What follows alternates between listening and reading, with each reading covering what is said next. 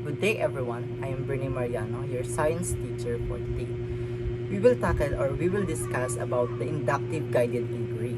So first, what is induction? Induction is a thought process wherein the individual observes selected events, processes, or objects and then constructs a particular pattern of concepts or relationships based on these limited experiences. In short definition of a induction is about inferring a general rule from specific instances or drawing conclusion based on observation. Like for example, okay, the puzzle. Sa puzzle na yon is may mga trees, may mga mountain, sun, and clouds. Okay. You see a few pieces which is yung observation mo about sa puzzle. And then pinagsama-sama mo na, pinagtitipon-tipon mo na yung mga clouds, yung mga magkakaparehong kulay. Okay. And then you start putting them together to form a complete picture which is yung conclusion mo na. Okay. You haven't seen the whole image yet na kahit hindi mo pa nakikita yung mismong kalalabasan is meron ka ng idea based on the pieces you're holding. Inductive inquiry is a teaching method in which the teachers ask the students to infer a conclusion, generalization, or pattern of relationships from a set of data or facts. Meaning, the inductive guided inquiry is a teaching method where the teacher doesn't directly teach a concept, but guides students to discover it through observation, experimentation, and forming their own conclusion. Like for example nga, yung puzzle, okay? The teacher provides guidance, but the students is the one who's searching for the answers. So meaning, inductive guided inquiry is a learning method where students are guided to think inductively. Inductive inquiry is actually applicable for all levels of instructions, from grade school to university graduate schools. From grade school, might use inductive inquiry to teach. Okay? Like for example, about plants. Plants by having students observe different plants and compare their characteristics and then draw conclusions about plant types. And for university graduate schools, might use it to guide students in conducting research, collecting data, or formulating theories.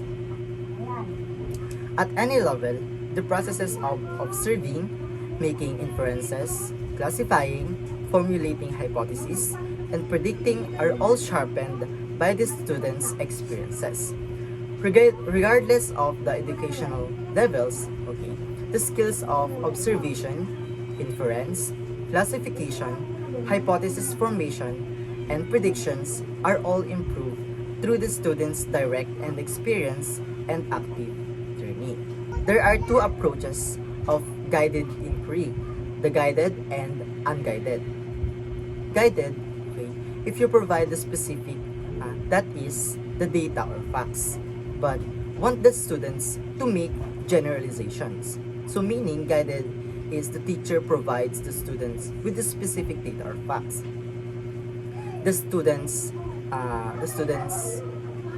use this information to form para mas makabuo or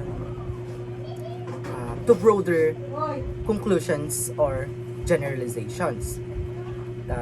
As a teacher, okay, we help students reach the correct answer, okay, or conclusion by necessary information and asking questions para encourage silang mag-think or mag-analyze. It's like guiding them with clues or hint. Okay? The second approach is the unguided. If you allow the students to discover the specifics themselves before they make generalizations, meaning the unguided inductive inquiry is more open-ended. Students are given a broad questions or problem at sila na yung mismo maghahanap ng necessary data or facts before forming generalizations. The teacher moves as a facilitator. Okay? Tayong mga teacher is mag-act ng tayong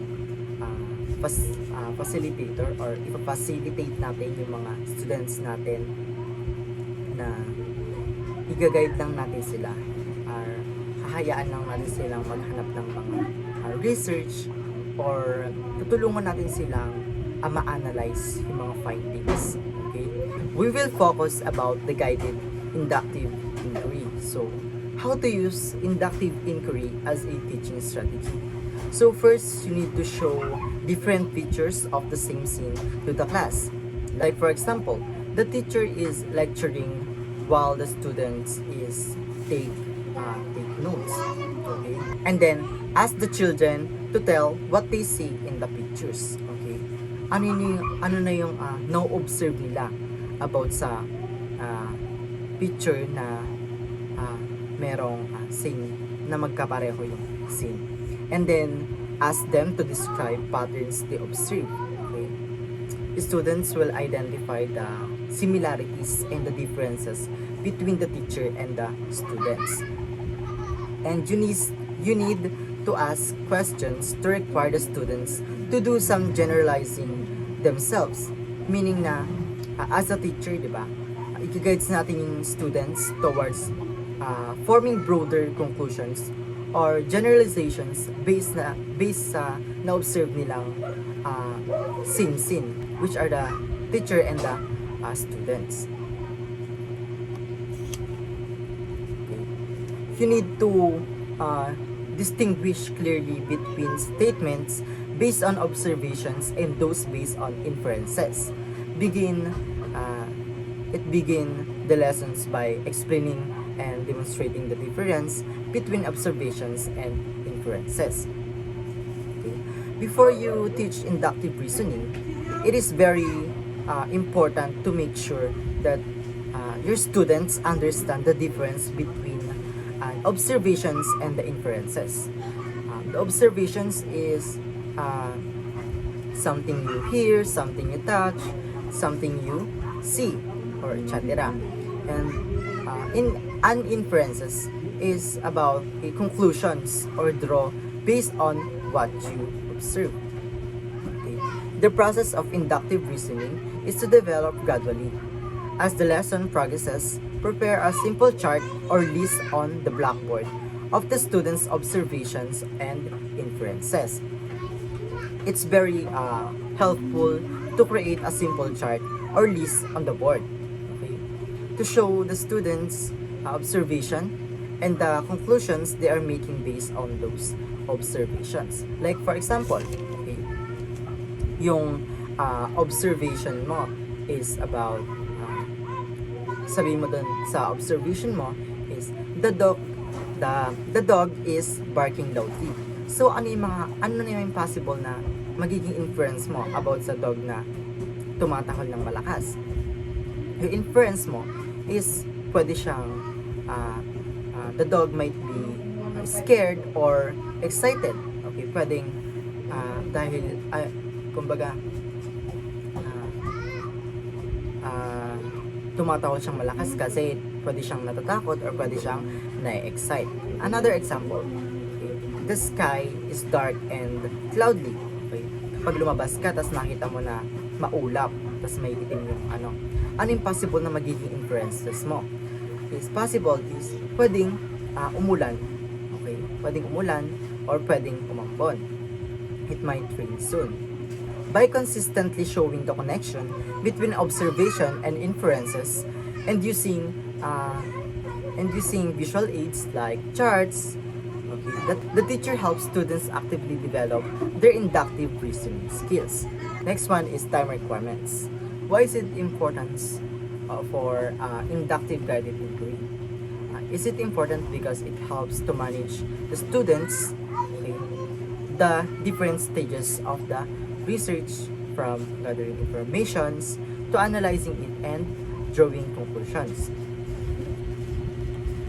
First bullet is spend at least twice as much class time on each lessons. This means of the lessons should take at least double the usual time. If the typical lessons is 30 minutes, is ita times 2 natin siya na magiging 60 minutes na siya. Okay, this method would need at least 60 minutes.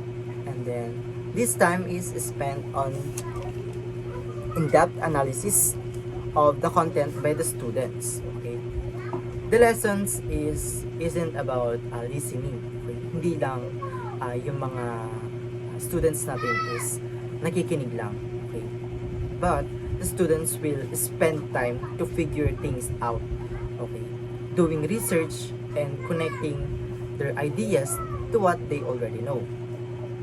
And last is inquiry methods demands greater interaction between the learner, and the learning materials, as well as greater interaction between the teacher and the students. Meaning na hindi lang yung mga student natin is nakikinig lang or nagre-research or nagdo-draw ng conclusions, pwede rin na magtanong tayo, okay? Ask more questions para mas matuto sila, and doon is mas natututo sila or mas nade-develop yung critical thinking skills nila. Let's have recap. Induction is about inferring a general rule from specific instances or drawing conclusion based on observations. When we say inductive guided inquiry is a teaching methods where the teacher doesn't directly teach a concept but guides the students to discover it through observations. And there are two approaches of inductive guided inquiry: the guided and unguided. When we say guided, the teacher provides the data and student draw conclusions. And when we say unguided naman is the students find their own data and conclusions. Okay, like in guided, it's more structured because the teacher controls the information flow, and in unguided, it's more open-ended or student-driven because students are responsible for identifying and gathering their own data. And time requirements is important for inductive guided inquiry because it helps students to manage the different stages of the research, okay, from gathering information to analyzing it and guiding or drawing conclusions. That's all for today.